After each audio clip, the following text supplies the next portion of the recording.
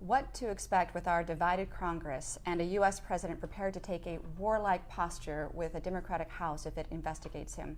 Hi, I'm Meredith Sumpter. I'm the head of Research Strategy and Operations here at Eurasia Group, and it's my pleasure to be joined by Kim Wallace, who is the Managing Director and Practice Head of our U.S. Practice Group, to tell us what this all means. So keep in mind that we're going to be talking for a few minutes, but we really want to hear from you. So if you have questions, feedback, comments, please start to input those now, and then Kim and I will take them towards the end of our talk. Thanks for joining us. All right, so Kim, Dems got the House, Republicans deep in control of the Senate. What does this mean for policy and politics in Washington 2 years ahead of the next presidential election?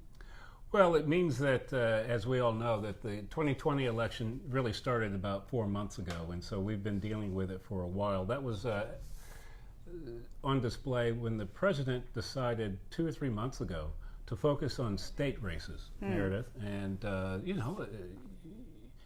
you go where the money is, so to speak, and so it's understandable that he didn't campaign as strongly in some of those close House races. A couple of points to draw from this election, I think, that are worthy.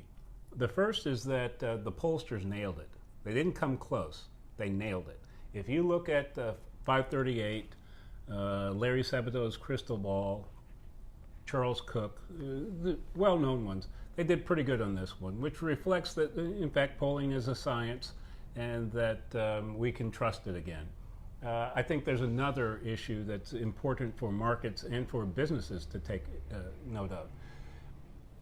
The day after the election, the morning of the election, the market in the U.S. opened up to this notion of benign gridlock. How benign do you think it's going to be? I don't think there's going to be anything benign about this gridlock. If we're headed for gridlock, it's not going to be benign, largely because we're already in 2020 politics, one.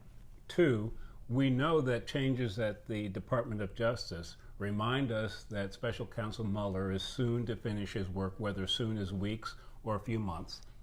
And more importantly, my view is that the easy policy making in the U.S. is behind us. What's in front of us are difficulties on trade, markets paying more attention to fiscal imbalances, and whatever markets are paying attention to, of course, the Open Market Committee is going to pay attention to. So you've got all three prongs of macroeconomic policy going into 2019, a lot more uncertain than they were in 2018 or 2017. So no, I don't think there's a lot of room for benign gridlock.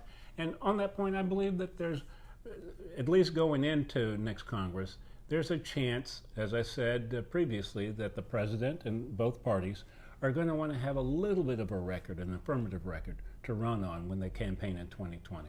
So I actually want to dive into this point because in past conversations that we've had, recognizing that the U.S. economy is, for macroeconomic reasons, likely to face some headwinds in 2019, which is not good news for the White House if you're looking to try to be reelected as president.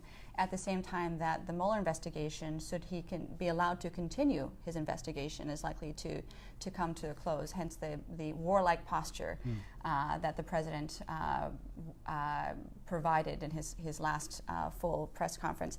But in all of this, what I'm hearing is that both sides are going to be doubling down ahead of 2020. From one of the recent U.S. notes, the urge to make constructive policy will likely be outweighed by pressure from political bases not to compromise. What strikes me about that comment is that while we have seen sort of an activation of the bases on both the far right and the far left, it's that broad middle that just wants to get something done.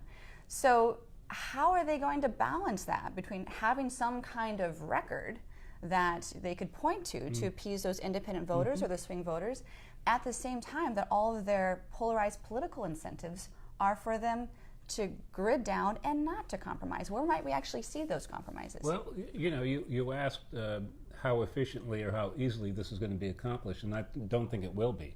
And I don't think we'll have a very smooth script for 2020 that's crafted in early 2019 that holds. By that I mean, as you point out, independents swung heavy and late toward Democrats, helped them regain the House, and more